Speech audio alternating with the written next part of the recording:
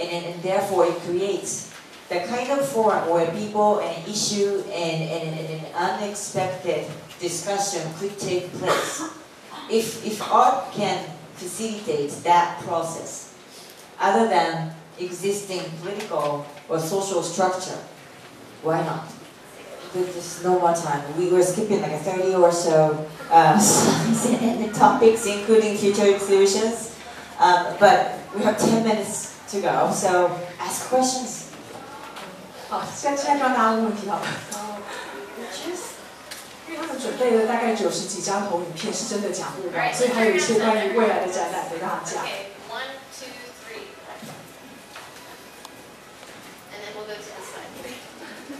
你好，就是我觉得那个皇后美术馆是个很爱挑战的美术馆，然后我非常佩服，然后也很赞同。然后我不晓得纽约是怎么样的一个城市，就是各个国家的民族，就是有没有种族歧视或者是就是压迫的问题。然后我很好奇，你们敢于挑战，就是把亚裔或非裔的艺术家放上台面，是不是因为你们社区的背景？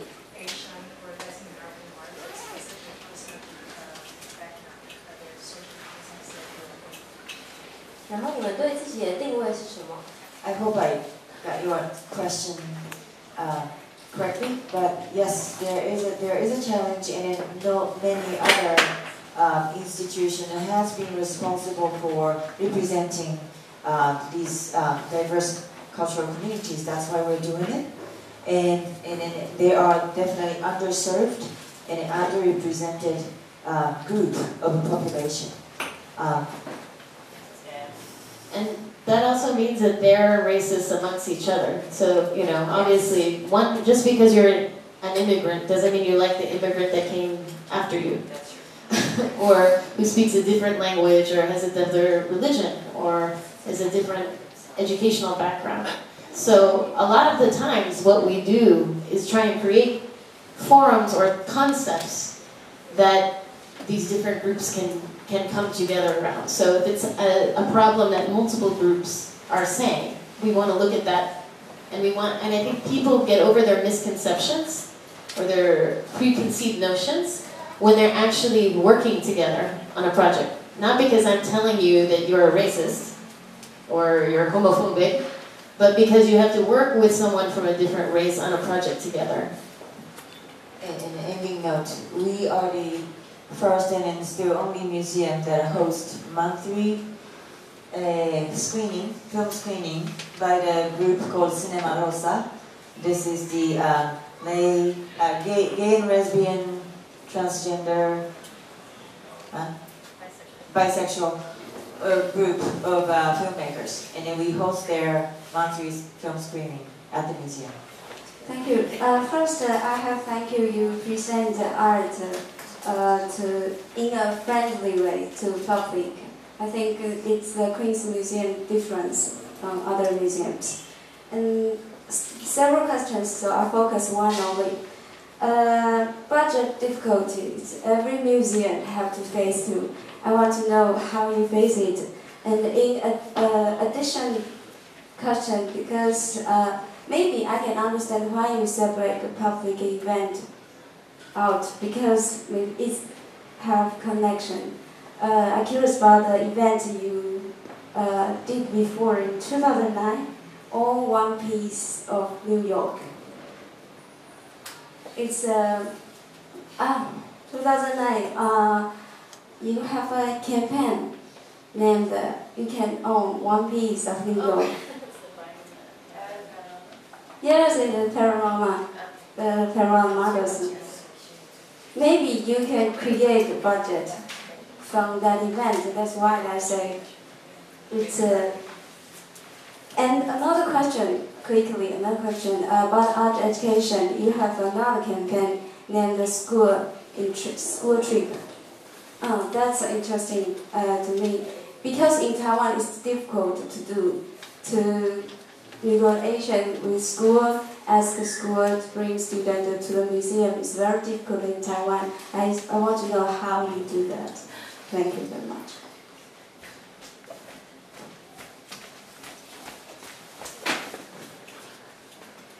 刚刚有提到那个社会住宅的一个project的计划，那你有提到说后来把模型移到社区去，那也有邀请官员到现场来跟居民做协调。对，那我当时其实有举手，我很好奇说，是真的有官员上，然后后续真的有帮他们解决一些政策上的一些咨询问题吗？这是我第一个要提的问题。好，那第二个问题是针对刚Hitomi小姐提到的说，这真的可以算是艺术吗？对我来说啦，我觉得，台湾人已经不太会抱持那种乌托邦的迷思了，就不管在政治上或美学上。所以其实像这样的社会实践，不管是有任何一个 NGO、NPO， 或者是艺术团体、艺术驻村的计划，其实我们是都期待有人有所作为的。对，只是，可能站在艺术家的思考，你们在做一些diaspora那种离散的计划在做的时候，会觉得好像那个社区居民不远，可其实我觉得我们会看到的社会那个艺术，其实社区都有，我们是有共感的啦。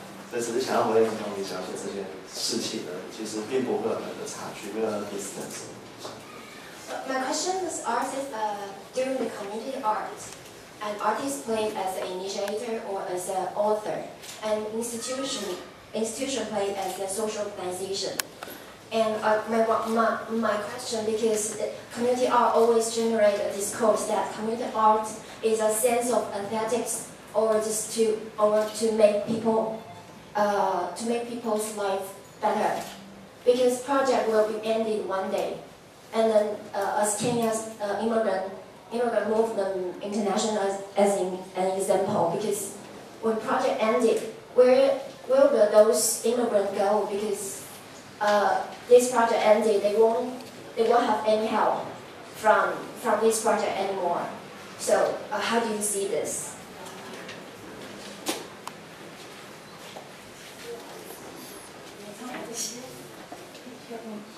那我有2个问题，就是想要请问一下，就是说，第一个部分是说，他们其实在谈，就是说，在他们的公众里面有一个很重要的就是社区协调者的角色。那我想要请问一下，就是说，他们对于这个社区协调者的角色，他是怎么样去进行一个选择的制度？因为其实是同样的，就是艺术家要借由艺术计划，然后借由这些人进入社区，其实是在台湾其实是有困难性的，不晓得他们是如何做到这一块。那第2个部分是说，可能会比较问一下，就是说，因为如果他们是比较公立美术馆的部分，那他们其实是大部分的就是预算其实都还是来自就是公部门嘛，那就是说，那社会大众就是说，他们每年度会就是有做一个像预算跟社会大众去做一个公布嘛，毕竟就是说，其实这些预算其实都是要去跟民众做一个负责的部分。我是想要问一个问题哈，就是你们的艺术家是来自那个皇后区的那个艺术家，还是有接受到其他国家的艺术家的那个申请？如果说是可以接受其他国家的申请的话，是不是有什么样的一个方式可以申请？就其他地方的艺术家如何去申请到皇后区？就包括你们的驻村计划，还有那个展示啊、比赛或这些的。I'll just answer that question. I will just answer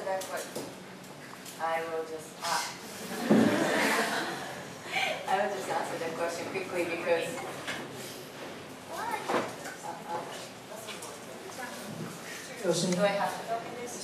I will answer that question quickly because it's technical and separate. Yes, we work with artists from outside of Queens, but not always it's through open call or application.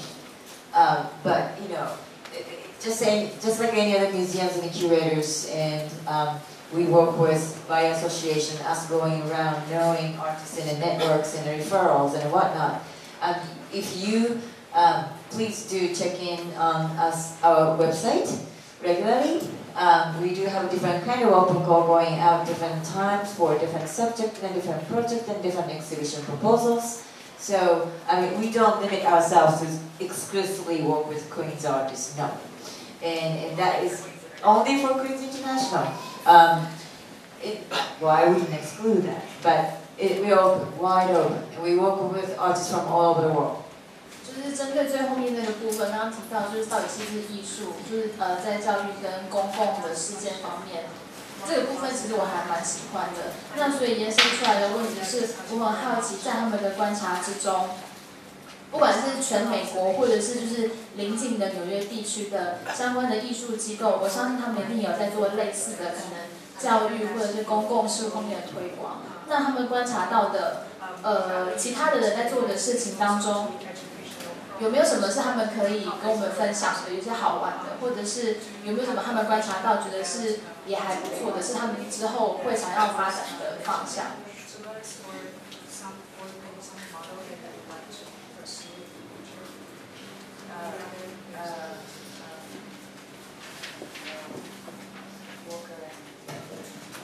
？Okay, so there are a few questions about budgeting. One, which is, I might be able to combine some of them.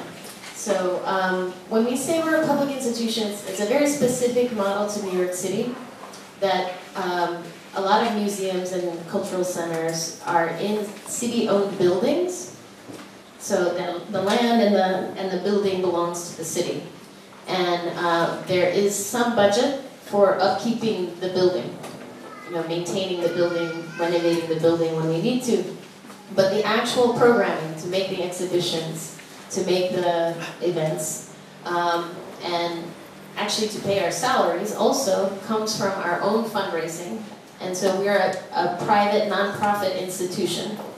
I would say about 60% of our budget comes from foundations, which is a very different system than you have here. In the United States, our tax code is structured in such a way that very rich people make these foundations, or big corporations make these foundations, and they get a break on their taxes for doing so. And then they take that money and give it to nonprofits, and they choose which nonprofits they want to give it to. That being said, that makes certain things precarious, because they're often just 1 year or maybe 1 or 2 years, and this kind of work, as you can see, takes many years' time. And so I don't know in 5 years.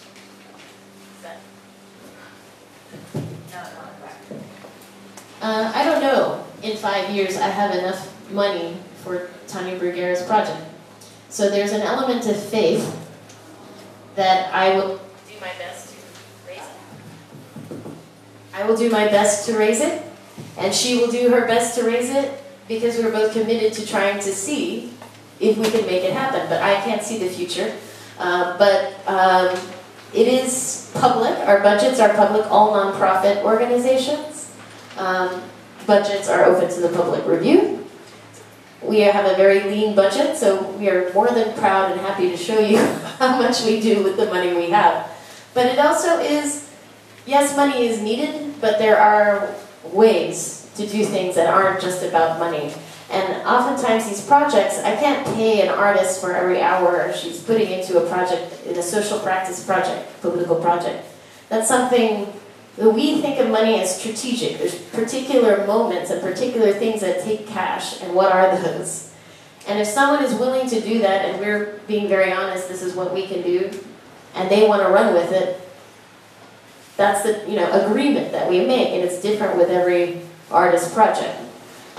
In terms of, yes, creative budgeting, I mean, earned income, you might have heard us say, we're free. You can pay what you want. We don't charge tickets for events.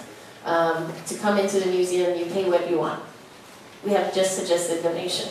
And so that makes it very hard for us to get the money from ticket sales, right? And we want to remain accessible and open.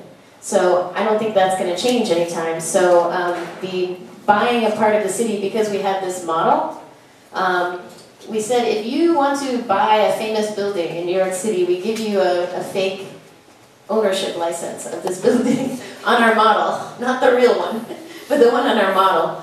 And that actually goes because it's only up to date until 1992. So that model, the city is changing very rapidly. There's new buildings. To do that updated takes a lot of money. So this is a way of raising money for the next time to update the model. So we have to be creative, fundraising, events, cultivating individual donors. Also looking outside of arts funding. One of the things that, especially the projects that I do, it's not just art money or from art ministry. I get money from the Department of Health because I do health things with artists. I get money sometimes, this plaza that I showed you was part of it's not that the money is coming to me, but there was money put in the city budget to renovate it, $3 million to renovate it. So there are ways in which these projects get money. It's not always one way. And it's not always from arts sources. Combining a couple questions and then come back to us if we miss whatever the question being asked. About the earlier question of is social practice being utopian? Illusion? Maybe illusion wasn't used, but utopian. Or I think there was another question about sustainability of community art. When it takes place as an art project in one day, in one place, and what after. Also, there was another question about, from you, was the question about what other museums are having similar practices in programming? Okay, so the utopian, yes, it's a very good point, and if it's too idealistic and romantic and one-sided and a utopian vision of artists that are going to trying out the different practice as calling it as art, there's always a risk, but also now social practice has become a trend, and it becoming to be a method or a strategy for you as an artist to adapt. Okay, why don't I try social practice next? I don't know if anyone actually approaches that way, but I think it is highly possible, and it's in everyone's, every artist's consciousness, perhaps not every, but many artists' consciousness. So when it becomes style, that's inevitable in anything, cubism or collage or even all these traditional work, becomes style and trend, and one of the choices you can make in your art making practice. So when that happens, yes, there's always a danger of becoming superficial and just a formula and an empty practice. So that's where we have to keep alert, and that's where we have to be the one to make sure it is happening for real, and different qualities and a commitment among different artists and different projects being evaluated through, I don't know, curator's eye or institutional judgment. But at the same time, that by having institution being a judge is another pitfall to make artists officialize and validate it as, yes, this social practice project is real, I mean, this is the real art. That's another problem, isn't it? So it's an endless problem coming one after another. But that's also giving structure. And then, so what can we do about this? And we just have to keep ourselves alert and then being always renewing ourselves recognition and observation, and then make sure it is happening, and that is happening for real. And what is happening for real leads to another question of one day community art happens, and what after? This is a sustainability issue. And that's where museum like us, we have currently 2 full-time curators, including myself, and one collections manager who may be also doing collection-derived exhibitions. But it's a very small staffed museum. And when I go out, yes I go out with artists and talking to people in community, people in organization of communities, and it makes something happen with goodwill and an open-minded participation from those people who have no idea what the contemporary art is, and then they have perhaps the smallest clue, the tiniest clue, or foggiest clue of this is called contemporary art, now it is called contemporary art. They don't. They just do it because we come to them and they think somewhat in any some way they find that interesting or meaningful on their own way, not because this is meaningful and a new contemporary art approach. And when it happens, that's when we need a community organizers. Those people go beyond what we, the curator or artist, can do to sustain the impact it may give successfully or semi-successfully or not so successfully with having contact with social surface or actual social structure. And when that happens, when we have these community organizers, they make things sustainable. They make sure that this is happening in a real way, so that that impact is not just one-time deal, and bam, something happens, and then, wow, that was a nice event. Instead of that, something to sustain, and it bring people come back to museum, or bring people think of us that we did something, and that is continue to evolve in this way, that way in their lives. Again, this may sound idealistic, but that's what we're trying to do, for real. And why it is yes. So then moving on to what other museums may be taking up on similar approaches. So this is, I'll just throw other institutions. I just need to make a note here. So if you were so inclined to know more about what other museums and organizations are doing something similar, or more even, I would suggest you to look up the Walker Art Center, which is in Minneapolis. I just limit this to United States. There are many other places, but also Hummer. What's it? Hummer Museum, Art Museum? Yeah, it's a UCLA, Los Angeles, UCLA museum, Hummer, H-A-M-M-E-R. And also Creative Art is another non-profit organization very active in New York City. Yeah. Oh, I said Creative Art, it's Creative Time. And look up their website. They have lots of unusual things happening. So I think we are out of time.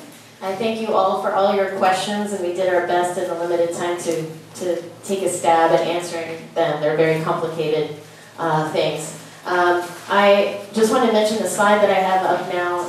If you're interested in checking out the website, socialpracticequeens.org is a collaboration between the museum and the public university, the City University in Queens, Queens College. And I think one of the things I want to add is that we don't shy away from criticism. When we had the Useful Art Association meeting, we invited Claire Bishop to be a questioner. And she showed up. And those politicians did show up. I think sometimes we have this idea that we need to just defend ourselves, where we actually need to engage with the critics. And I think if we model that attitude, and the point isn't necessarily to say one thing is better than the other thing, but we model that attitude of dialogue and experimentation, then conversations can actually happen that result in interesting and potentially things that we couldn't know in advance. Something new might occur.